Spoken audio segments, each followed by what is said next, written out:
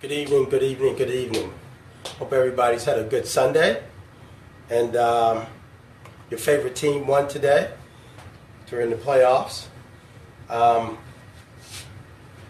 of doing a little reflecting today. It's Sunday, you know, the day we tend to traditionally church or kind of reflection, meditation, just a day of rest, relaxation. And one of the things, this scripture came to mind for me, and I thought, well, maybe I'll play around with it and have a little discussion about it. It's Mark 8:36. What does it profit a man to gain the world and lose his soul? And, Everyday Wealth Systems is really about helping everyday working folks understand the meaning and the benefit of the economy that they create by going out every day and working. Good, honest, hardworking folk who, get up on time, take care of their responsibilities in the house, whether it be a mate or their children, get themselves prepared, get on the road and make that journey to that job and give a good, hard, honest day's work and do that year in, year out, decade in, decade out. And some cases we do that with no real end in sight until a light bulb goes off or someone brings it to our attention. And so to that end, I thought about this scripture because, when I think about what does it profit a man to gain the world and lose the soul scripturally, and I'm going to leave the message in a sermon to those who are certainly more qualified to deliver a sermon on this message, and I'm sure some of you may have already heard it, but it's just one that sticks out for me that's near and dear. And so what I've done is I've kind of likened it, if you will, to our everyday lives here on earth as we walk in and out of our, in and out of our days, in and out of our opportunities, in and out of our possibilities. What does that mean? And so if this journey really is about getting to an end place, if this journey really is all about getting to an end place, the beautiful part about that is that you and I can define what that end place is. I don't know if anyone's ever told you, but you don't have to work until you're 65. That's purely your choice. You can decide to work until you're 55. You can decide to work until you're 45. You can decide to work until you're 35. Now you may be asking me, that's crazy, how would I ever do that? Well, because you don't know doesn't mean it's not possible. And there are people who are doing it and living that life every day. But what I would say to you is that there are some very, very precise formulas that you can use. And here we go again talking about math, right? But money is all about the numbers. And so what I would say to you is that first thing you have to do is decide what that date is, that year is, whether it's going to be 65 or 55 or 60, 50, whatever the number is. And then you have to look at what you need to put away per month at what interest rate in order to hit that goal. And when you do that, you can do that with pretty much, plus or minus a year or two, pretty daggone accurate. And so because we are not aware of that, in particular since I've been doing these broadcasts now, I've spoken to a few people who said, I never even thought about it. Please excuse me. Never really thought about it. My bills are paid, things are going well. I kind of spend aimlessly because I'm not really thinking about, I think everything's going to be okay, so I'm not really thinking about it. Well, I'm going to break it down for you. What does it gain a man to work 30, 40 years of his life, have the cars, the jewelry, man or woman, the cars, the jewelry, the bling, the hair, the nails, the shoes, the suits, the travel, the lavish vacations, the lifestyle, but get to a point where they end up having to live in a nursing home and have to be taken care of by a family member or the government? Well, when I pondered on this, meditated on it, I said, it's really kind of hard to create a defense or create a solution to something that you don't know exists. If you don't know what your retirement date is, how do you create a solution to, get there on your terms? If you don't know that you have a choice in this, then how did you choose to land in retirement at the year you decide and at the economy that you created? How do you do it? You don't. And that's the reason why 96% of Americans end up at age 65 broke. Again, staggering. I'm going to keep that figure in front of you. 96% of all Americans, right? They're broke. They must work in order to maintain or their way of living. They're broke. And in a way, it's almost by design because we live in a capitalistic society. So what do I mean by that? Well, in capitalism, it's about commerce. It's about, getting you to separate. It's about providing goods and services in the marketplace as a solution or provide, some sort of solution for a need or desire that you have. Some of them are necessary. Some of them are just things you want, you just need. Want, not need. And so, but if you have this objective in mind when you're going to retire and what it's going to look like and how you want it to look and how you want to spend the rest of your days, then you have some control over that. And so, to the extent, so here's where your future gain or your future pain lives, right here, and you're in control of it today, right? You're in control of it today. So let's say, and this is just for the sake of this example, let's say your salary is $5,000 a month after taxes, after all your withholdings and all your medical and all your 401k, all that stuff. And your expenses, which you control, right? You control. A person who's making $5,000 a month bring home is probably making about $85,000 a year, right? So that's a pretty nice little salary, right? And so if you make $85,000 a year, you probably figure you need to live in an $85,000 a year neighborhood. You probably figure you need to drive an $85,000 a year car. You probably figure you need to wear $85,000 a year clothes, right? And here's what we do. If the number is 85, we probably live in a $150,000 neighborhood and drive a $150,000 car or neighborhood type, salary type car. And because we want to look the flyest we can look. But see, we do that at the expense of this.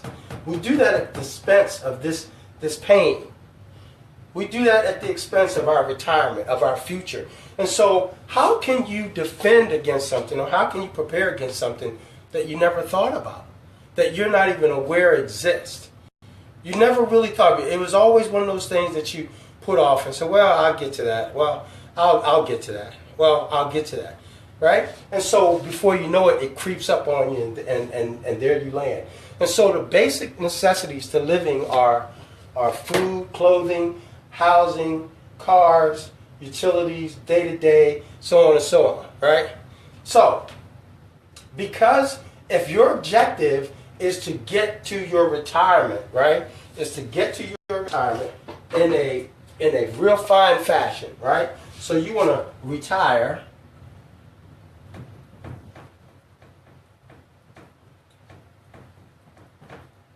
and you want to retire healthy, then what you got to do is, see, everything you do back over here, like in your 20s, your 30s, your 40s, and even your 50s, is going to affect this. Every decision you make over here in your 20s, 30s, and 40s, and 50s is going to affect your destination in your 60s, 70s, and 80s. See, the number one concern of retirees in America is, will they live longer than their money? And folks, I don't know about you, but stress, did you know that stress was a silent killer? Wouldn't it be a horrible thing to wake up with this cloud of doubt over your head every day as to whether or not you're going to have enough to make ends meet and do all the things that you need to do and want to do in your retirement? After all, you've given up some of your best years.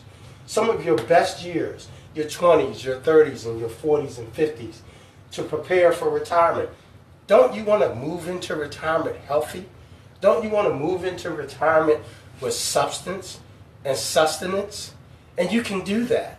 And so the key is that starting out, because you make the big salary, don't mean you got to get the big car. Right. Because you make the big salary doesn't mean you got to get the big rent or the big house. It doesn't mean you got to have the big clothes or the big jewelry. Now, I guarantee you this, and I was guilty of it. Manicure, pedicure, hair, getting my hair cut when I used to have it. Those of you who know me from back when knew. But, you know, we spend an exorbitant amount of money in these areas where we really don't have to, right? And something as simple as utilities. Let me tell you something, folks. I know there are folks who have cable bills that are greater than my whole household utility expenses. I try to keep my household utility expenses somewhere under $250 a month. That's right. That probably sounds real unbelievable, right? Between gas, electric, and water, and my entertainment, which I do very little TV or cable or that sort of thing. I get the internet because how else would I be talking to you, right? But I keep for the most part, my utilities are under $250. My grocery spending is somewhere around $250 a month, and I buy in bulk, and that's generally not every month. I have a Sam's Club account, and I go there. I've been going to shopping at Sam's Club for the last 20 years, right? And I invested in one of those vacuum seal things, and I buy that stuff in bulk, and I vacuum seal it and shrink wrap it and put it in the freezer so it'll last, and you have it, right? These are all, and it's funny because those are kind of the things that our older folk are. In my case, my mom and her family, but in some of your cases, the grandparents or great grandparents used to do canning, right? Preserves. They would all get together and can and do preserves and what they call blanch the vegetables or whatever, and then freeze them and put them in there for the winter, right? And so all these things are good legitimate money saving tips. So when you reduce this number, when you reduce your expenses, right? And your salary is what it is. The difference between your salary and your expenses is your future.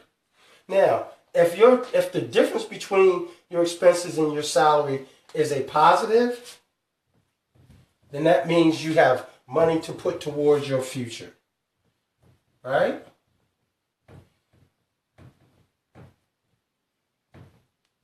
If the difference is a negative, right? Then that means that's the cost to your future.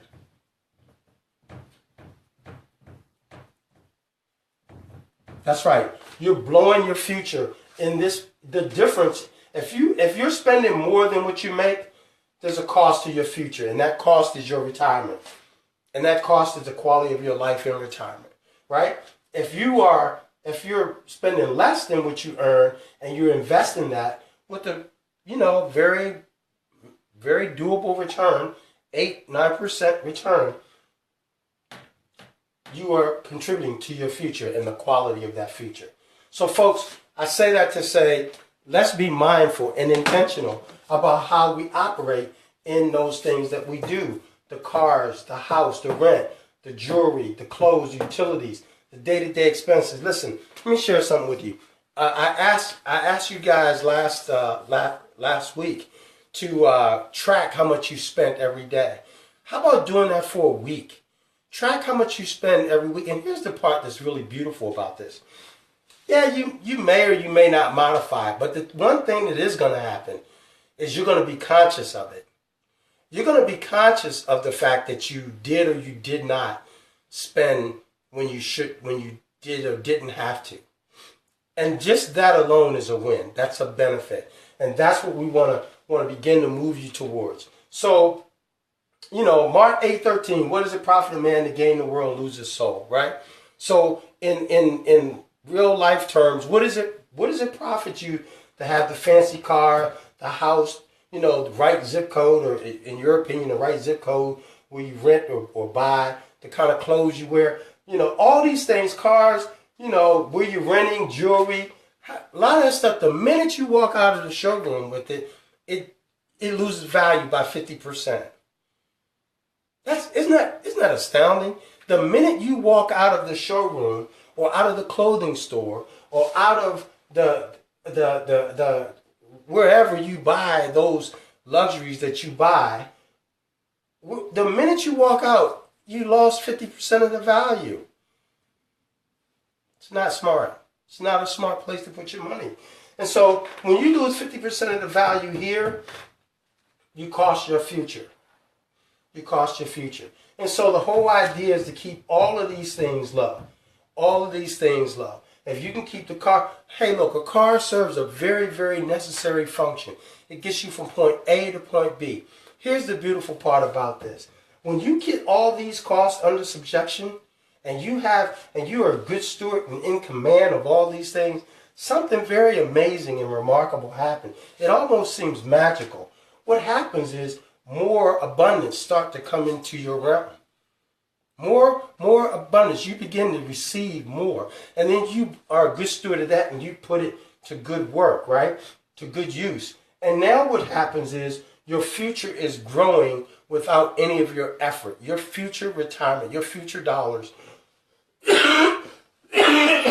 pardon me, are growing without any of your efforts, right? Now, you got your money on track making money. Now, you know what happens? You can upgrade. You can upgrade. Now you can upgrade. But you think about it. If you started out with this knowledge at 20, in your 20s, when you first got out of high school and college, and you started working, and you worked and worked and worked, and you saved and invested and saved and invested, saved and invested every day, and you got that ball rolling, right? Compound interest working for you, right?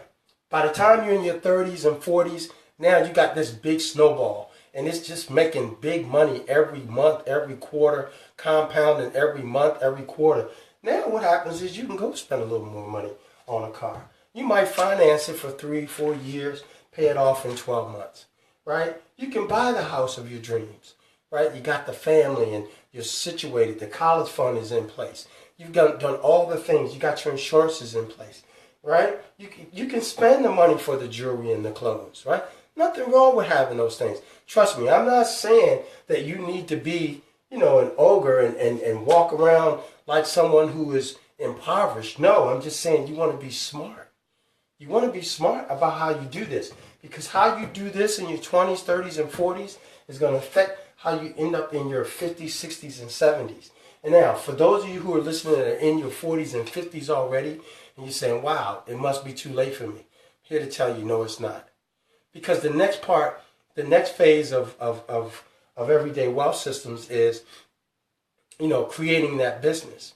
And there are some very simple things that you can do that will help accelerate this process. So you can turn your life around from wherever you are right now, and it can be a remarkable life. Is it going to take a little bit more effort? It's going to take a little bit more sacrifice. Is it going to take you doing some things immediately? Yes. That's why you're going to connect with me at 301. You're going to text, and I'll put it up here. You're going to connect with me at Everyday Wealth System, folks, because we're going to get you in the community and get you to start doing some day-to-day saving tips, some day-to-day strategies on how to turn this thing around and create a future that you can look forward to, right? And so we're going to wrap this up, but here we are on the front end. You're going to be mindful of these expenses, and it's going to pay off for you on the back end. When you don't do that, the cost is to your future. Let that vain glory go and have to have the look like you walked out of a magazine. Let it go. It won't serve you in the long run. It really won't. It's going to serve someone else. And so having said that, I'm going to go ahead and wind this thing down. I want to leave you with, a few things before I do. Right? And so if anyone has any questions, please type them in. Hit me. Let me see if I am onto this thing now. Any comments?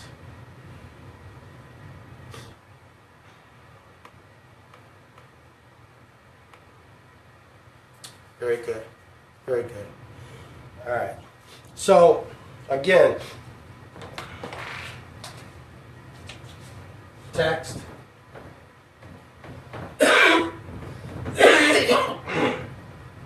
Freedom. 301-250-1088. Right? There you go. Hey, folks, it's been a good night. I hope you had a good weekend. And remember, these are the two magic numbers, your expenses and your salary. The difference is either going to bring you gain or pain in your future. All right? Thanks a lot, and we'll see you tomorrow. Have a good night.